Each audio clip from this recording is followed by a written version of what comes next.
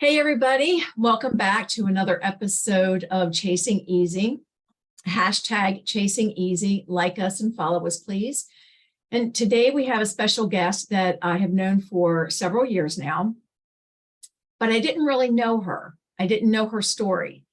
And she has got a really powerful story to listen to today. And wherever you are tuning in, I just hope that you will give her all of the accolades that she needs for being brave to share her story. And we're going to title this story, Looking for Love in All the Wrong Places. I don't know if any of you have ever done that. Maybe you haven't. I know I have. But if you haven't, maybe you know somebody that has. So share the episode with them. So I have with us today, Jen. And Jen is in Bel Air, which is local to me.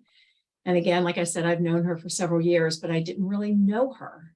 So Jen, welcome to the podcast. I'm glad to have you on here. Glad to join in. Thank you. And if you're wondering why she's sitting in her car, Jen, tell us why you're sitting in your car when you're parked at home. Well, I am a mother to 4 children from the ages of 7 months to 10 years old. And they are not the best at giving mommy space quietly without interrupting. And this is just a little bit too intimate for their little ears to hear. So. Sure. Okay. So starting with looking for love in all the wrong places, let's kind of get to know you a little bit. You know, you're a little bit about your background and maybe what you were searching for and what may have been missing in your life to have you search for things outside of a safe setting at home. Let's start there. Okay, so I grew up in a home that I had siblings and parents, hardworking parents who provided very well. Our home wasn't extravagant, but it was a nice, comfortable home. We had dinner around the table together, and my mother took all of us to church, children. My father did not go at that point in time in my upbringing. And gosh, where do I go from here? Well, how many siblings did you have? How many were in your family? 2, an older sister and a younger brother. I was the middle child. Oh, middle child syndrome. Uh-oh. Okay, so you said that your parents were great providers. Correct. Was there anything that you felt was missing that had you looking outside of your family for love and acceptance? I did. Without trying to disrespect either one of my parents, because I do value and respect them both. There were absolutely broken pieces in our home. I don't think any of it was intentional. I think my parents just loved the way they knew how, and that was by providing. But there was harshness with words, lack of affection, things that I feel, especially in the daddy department, caused me to start seeking love elsewhere at a young age, dating and becoming sexual at a young age. And that is probably the beginning of, you could call the spiral of my behavior, looking for love in the wrong places. Okay. So not unlike probably a lot of our listeners, parents do the best that they can, and we love our parents, flaws and all, because we're all flawed, right? But we do have this innate desire to know that we're loved, to know that we're accepted. And some of us, the 5 love languages, some of us get that from acts of service, others quality time, what the languages are. If you're not getting that at home, then you are going to seek for it somewhere else. And so I want you to talk a little bit about, you had mentioned that you became sexually active at a young age. You were looking for love and acceptance, and those were your words. So tell me what you did, how you did that, and then how you felt afterwards. Well, touching on, you brought up the love languages for just a moment. It wasn't until I was reading the love languages of children as an adult mother now, talking about how each child is different and each child has those different ways that they feel and receive love. And it wasn't until I had read that book, trying to be a better mother for my own children, that the bells started dinging in my ear. Oh, this is what was broken in me. And this is what sparked that outward behavior that I hope that my own children do not take, but it is what sparked it in me. And that's where you start to fulfill from other things. You look for love, you look for affection, you look for joy, you look for happiness. And that involved making wrong choices for me. I mean, I had boyfriends that I loved and that I slept with, but that didn't really go anywhere. I'm not sure where to go from that. It didn't certainly fulfill me as a whole. It fulfilled me temporarily. Right. So you said that you were looking for that fulfillment. Right. Was it just in relationships that you were looking for the fulfillment? And I want to sort of, as a side note, when you say that you had boyfriends that you loved, were you at an age where you truly understood what love was? Probably not. Okay. 15 I think into that's 16. fair. Yeah, 15 into 16. What I thought it was. Right. What I thought it was, this picture I had in my head. Mm-hmm. Sure. So what other ways were you looking to fill that void? Slightly around that time. I mean, you could fast forward into the end of my high school years, and it certainly escalated afterwards, but a lot of drinking and marijuana. Okay. And then did that lead to other relationships, and how are you feeling through all of this when you had relationships that you thought you were in love and then they disintegrated, for lack of a better word? How are you Well, feeling emotionally? it wasn't just the relationships with the boyfriends that disintegrated. I was also building relationships as friendships that were catastrophic as well. And it was just inviting all sorts of relationships into my life that weren't life building.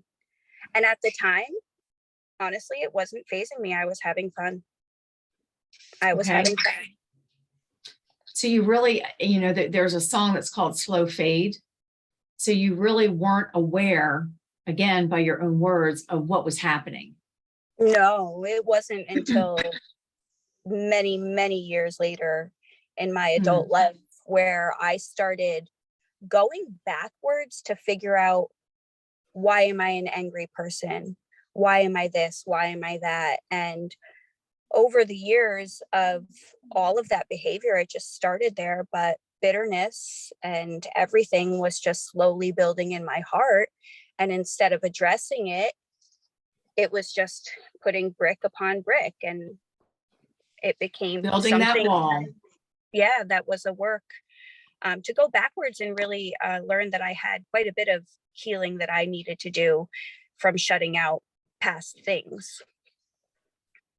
That's powerful. I mean, first of all, just to be aware that work is needed, but to actually do it, meaning that you had to face those things, that takes courage.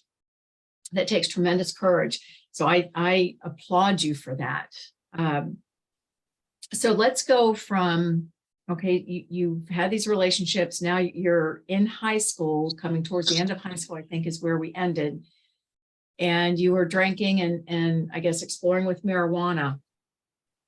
What else was going on with you? You mentioned well, let me ask this, because when you looked back and reflected, you recognized the anger and the bitterness stemmed from these things.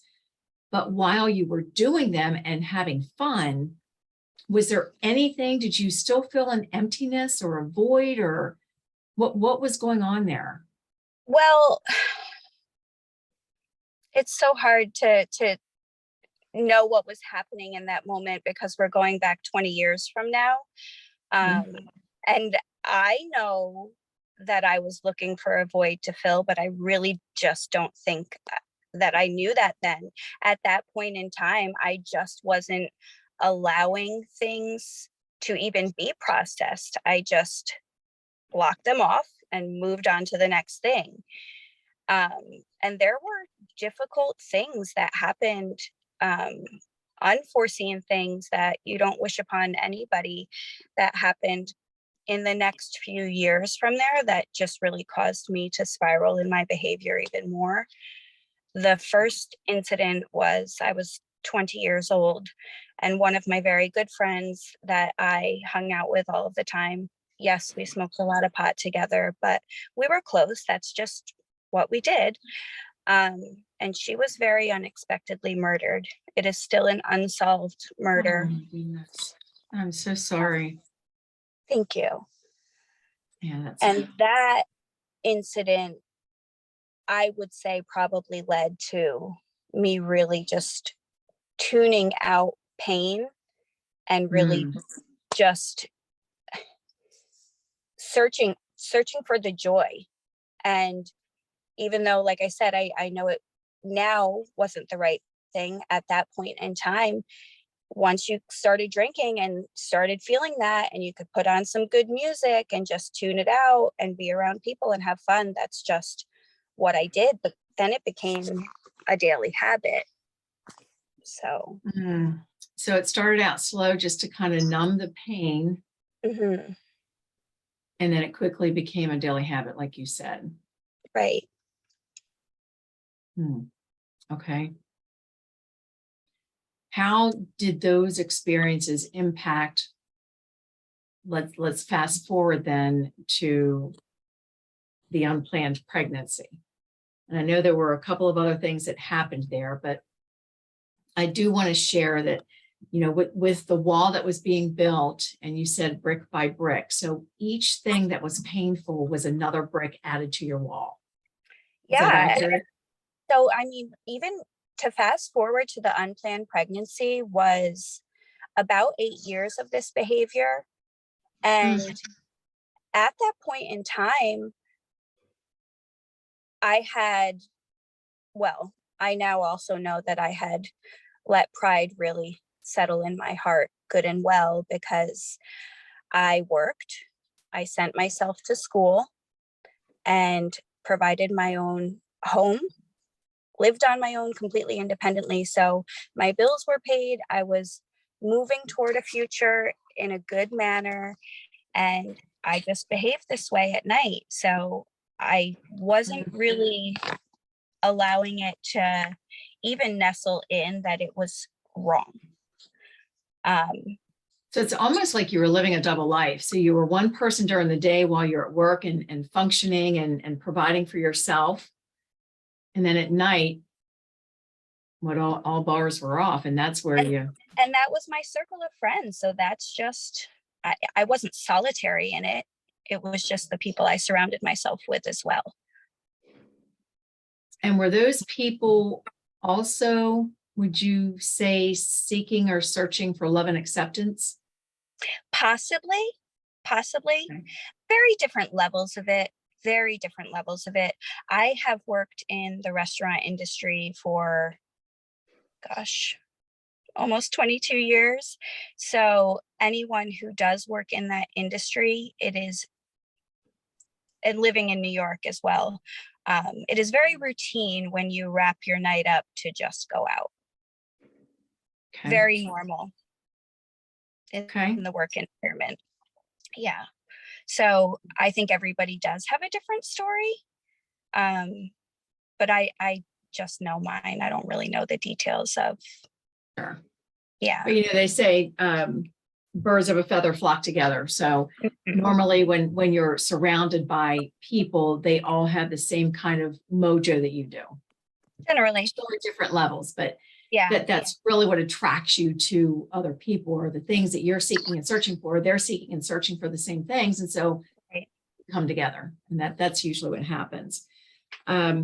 Okay. So forward to where that's how I met the father of my child. I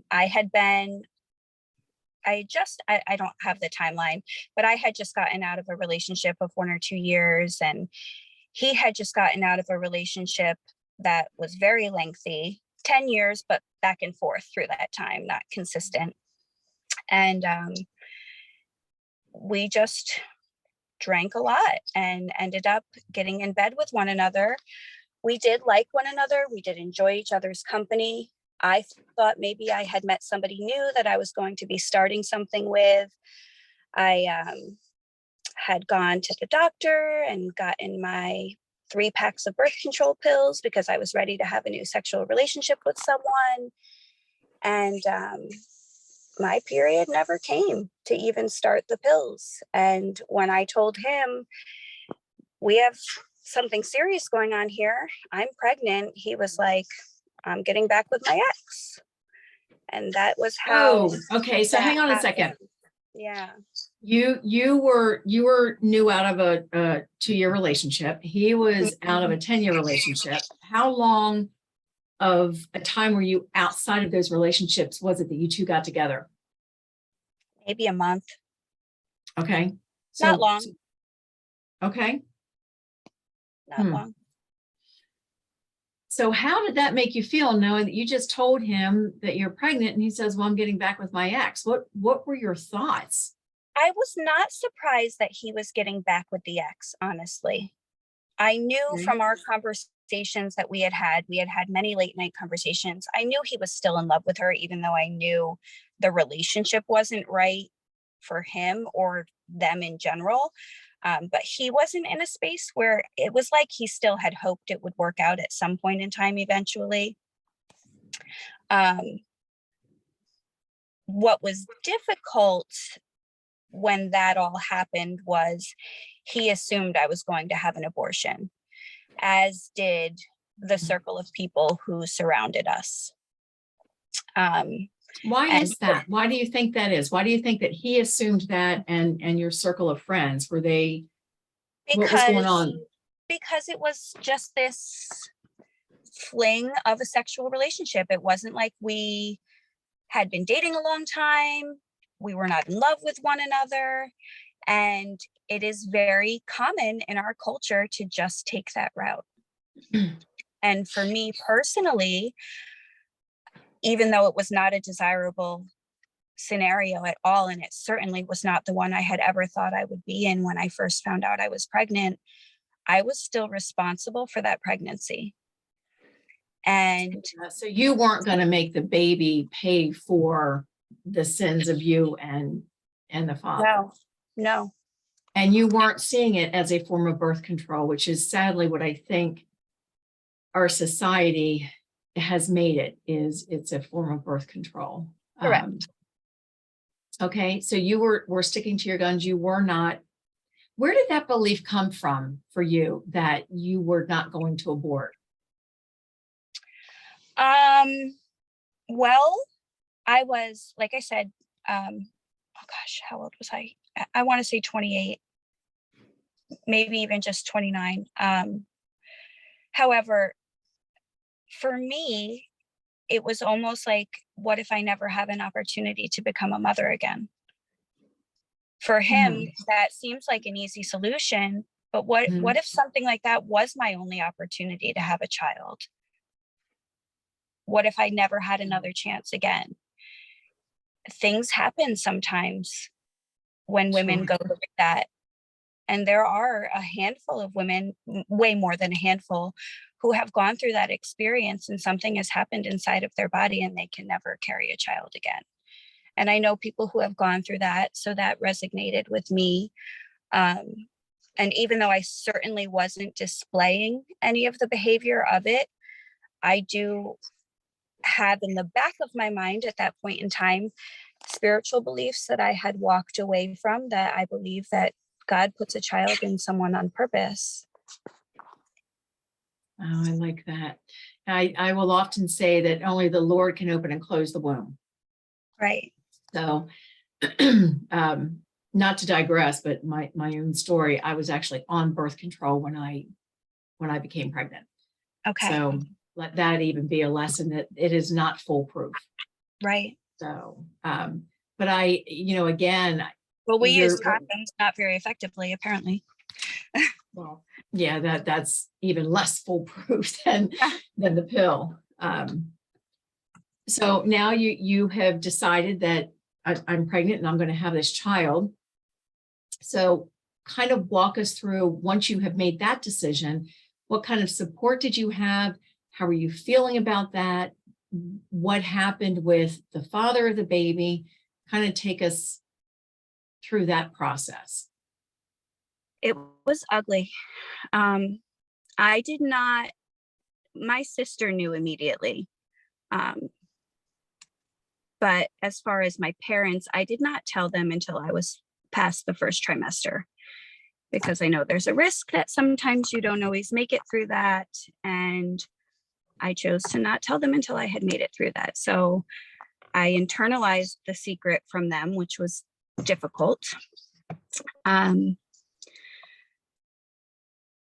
friends circle, the work circle, like I said, there was all the assumption of not keeping that child and being talked about, and how could she, what is she trying to do here? Like, why would you make that choice, kind of thing. There definitely wasn't really support there. Were you afraid to tell your parents? Let me ask you that. Were you sort of concerned? Okay. Mm-hmm. What was your mind telling you that your parents' response would be? I don't know. I'm sorry, I can't remember. I just know that my parents were harsh with their words. Okay. And I felt rejected a lot growing up by the words that they spoke over me. And I really felt like I was going to really just be a disappointment. Okay. That's hard. Okay. So you chose to delay telling them. Which I will say, when I did finally tell them, it went a lot easier than expected. They were very supportive. Supportive. And I think there is a message in that. And that is that a lot of times when women choose something other than life for their child, it's based on fear. They're scared to death. They're afraid of, you use the word disappointment. They're afraid of disappointing somebody. It's just much easier to pretend it never happened. Right. But it did happen. And the trauma that is placed on that woman when she makes that decision to abort is something that, unless they actually seek healing, will stick with them for the rest of their life. Yeah. And this, once things had come out and I did share it with my parents, and I started going back to church as well. I mean, that is something that led me back to the Lord from many prodigal years. And there was also really unexpected support from the church body, where, if you allow the whispers to penetrate through your mind, they will shame you endlessly. For those who know, you have an enemy. He's very active in that. So, through those months of keeping that secret, there was assumptions that rejection was going to be there. And once it actually was out in the open, that was not the case. And there was love and support around me. Oh, that's beautiful. Yes, there was ugly to it, though. There was ugly. I was trying so hard not to hate the man who was going to be the father of my child. So I did have people who were around me to help me. And I did have close friends who stuck by me through that. But the person who was the other half of what was inside of me, we were in a horrible space. And his parents, his mother in particular, pretty much told me she would not accept any of this without a paternity test. She accused me of trying to trap her son. There That was, must have been hard to hear. it was not good. It was just not good. There was a lot of unforeseen things that came about through that. It was a tough time. So you really had like two systems. One was operating for you, which was, the church community that you rediscovered.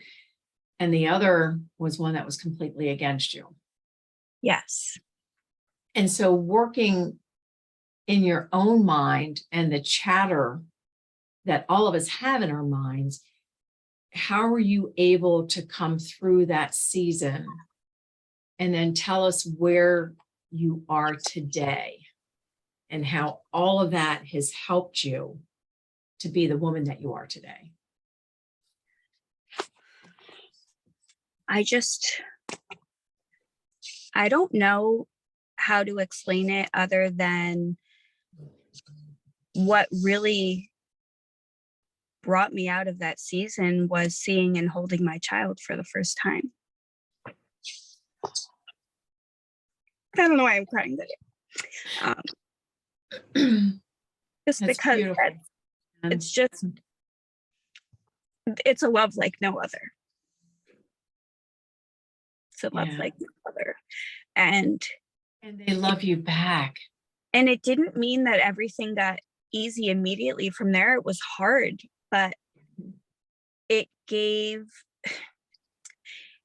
it's not that she wasn't real inside of me, because she was. It was the voice behind all decisions being made. But once you physically have the child and are holding the child and they are near to you and on you, it drives you into success so much further. So it's almost like that connection sort of melts away all the crap that came before. Instantly. Now you still have to deal with it. So I don't want anybody that's listening to think that you can continue to ignore the things that have happened to you, because they will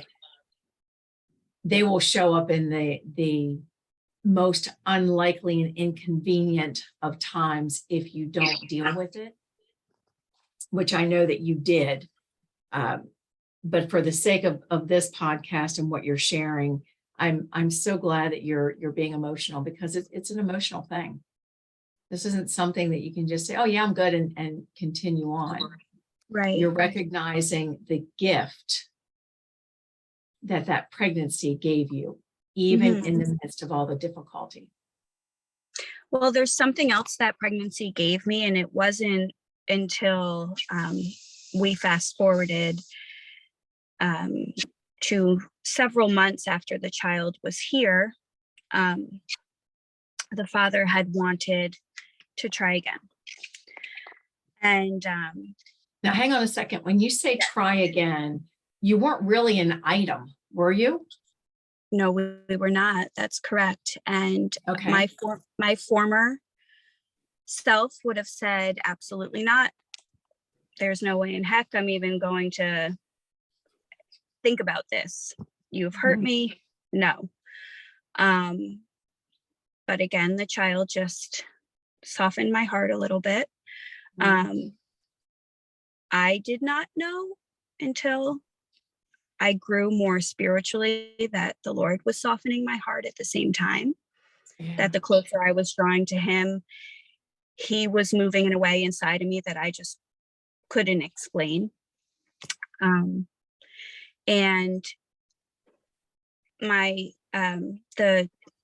his name's Scott. I'm just going to say Scott. It's easier.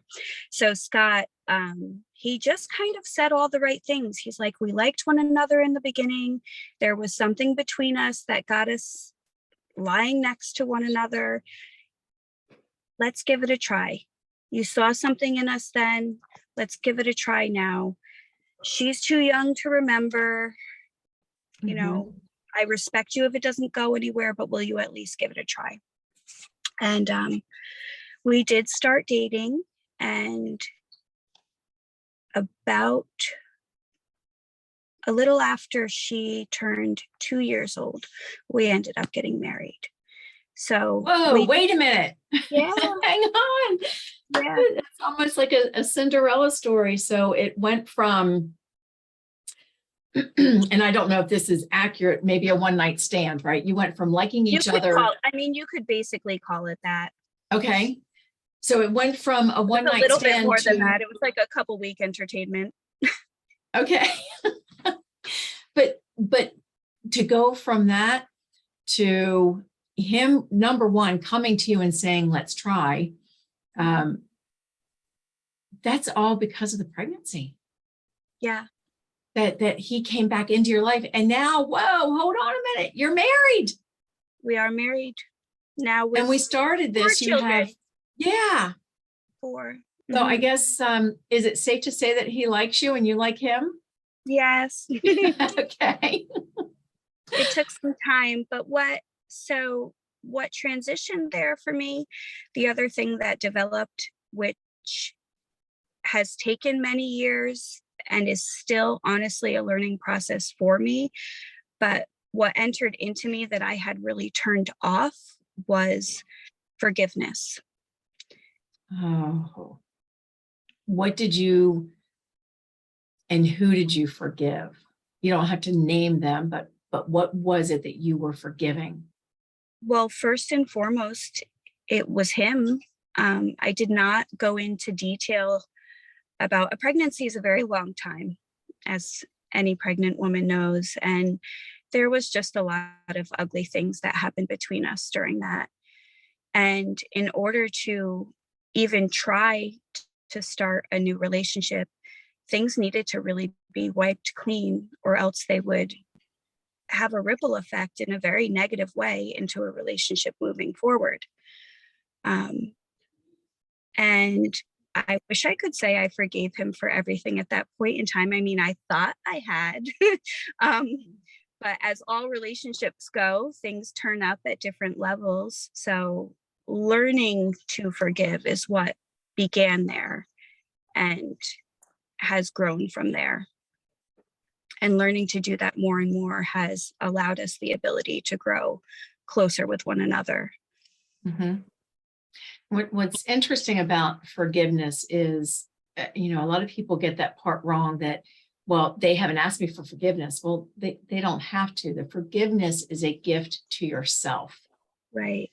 So for those of you that are listening who are still holding a grudge for somebody, why are you continuing to drink the poison, hoping that they're the ones that die? So give yourself that gift of forgiveness. Yeah. And it's not easy. It is not easy. It's not easy at all, but it is freeing. And it is also a choice that you make, not led by your emotions. When you choose to do that, the emotions have to follow it. So it's very difficult to turn off our emotions sometimes and choose to do something that doesn't feel right to do in that moment.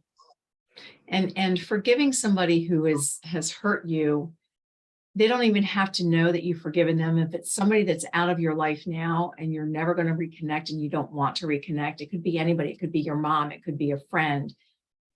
The forgiving is, like you said, it's freedom for yourself. It's freeing you up to be able to accept love fully now, right? As opposed to resting in bitterness and pain and anger and those things and that wall. Yeah. And that honestly has been a process. And the way I even met you was through a book study that we had walked through together that was very important. It covered parts of forgiveness, but for me, it was important in covering what forgiveness is not. And that is not negating anything that has happened. And that's very important to know. Things happened and they are real. Forgiving does not turn something off.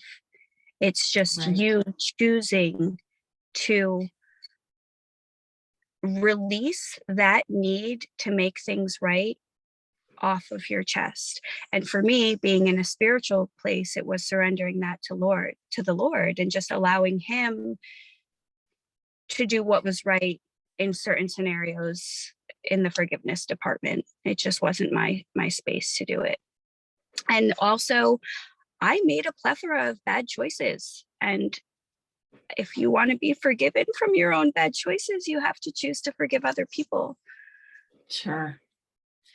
And you hit on something, what forgiveness is not, which I think is also just as powerful. Forgiveness is not forgetting what somebody has done, and it also is not forcing a reconciliation.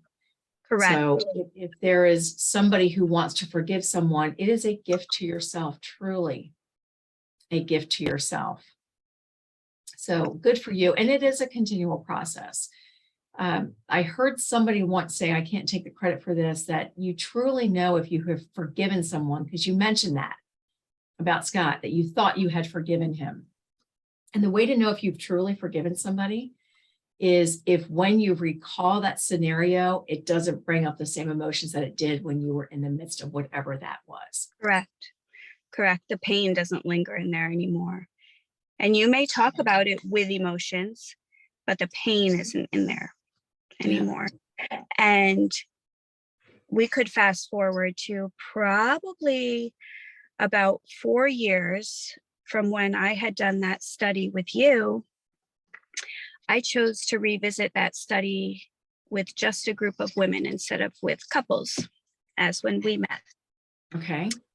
And the Lord did a lot of revealing to me through that as I walked through that again. And still, I was struggling with anger and rage and not really getting to figure out why. And then the problem that I was really having that I didn't know until I had gone through that again was that I wasn't forgiving myself. And I also wasn't allowing myself to accept the fact that the Lord loved me with all of my mistakes. That's, and I can tell that you're getting emotional. That's a hard concept to grasp. It really is. And the forgiving piece of forgiving ourselves, I think that there are many, many, many people who wrestle with that. You know, you're not alone in that. And if we can't forgive ourselves, how can we accept forgiveness of the Lord who spared us from ourselves? Right. So that was so beautiful to share that. Thank you so much. There's so much wisdom.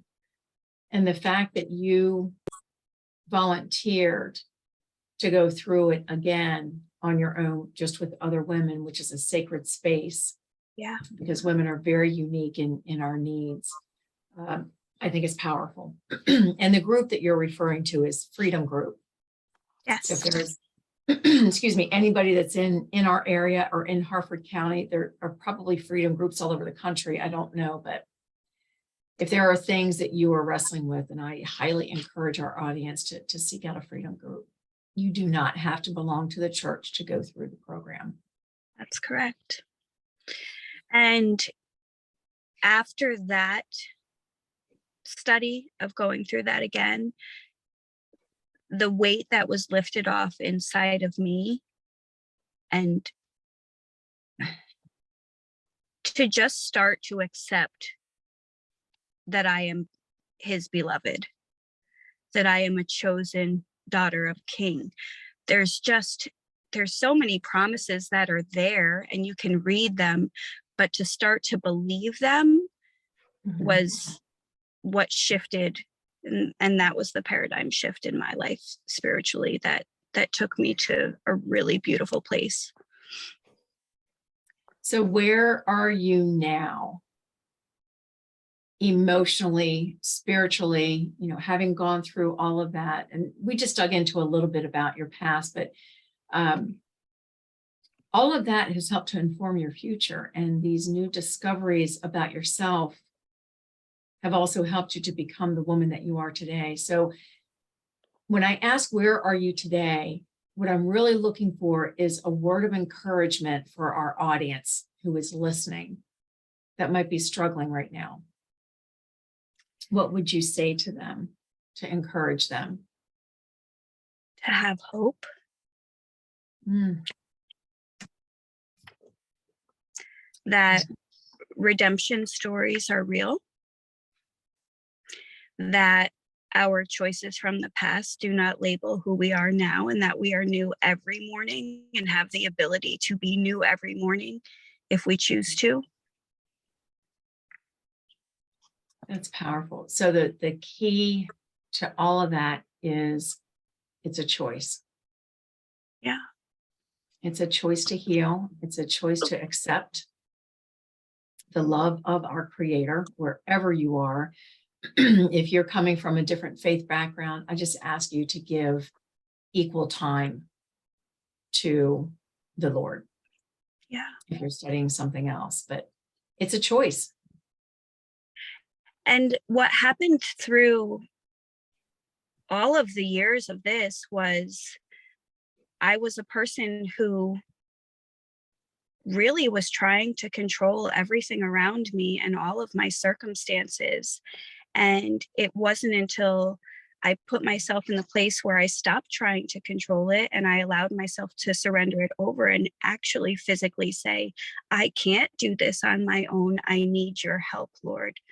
I need to do in your strength, that things really actually started to change. I needed to let go of myself because myself was making a mess. Oh, that was powerful. I think all of us at one point or another in our lives have made a mess of it. Yeah. But as you said, hold on to hope.